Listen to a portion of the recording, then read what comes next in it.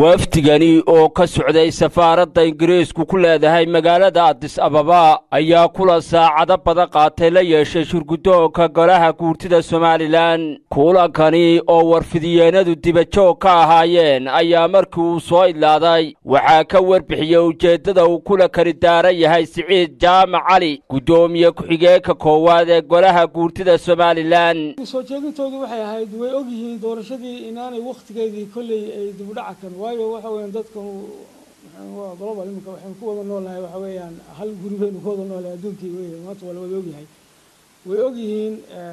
in commissionku uu jadwalkoodii ku saleeyay July to September taasuna ay tahay waqtiga ka dambeeya waqtigii doorashadu ay qabsoomi lahayd ayagu kaliya waxa weeyaan waxay kaliya ku boorinayaan waxay ahayd inaan muddada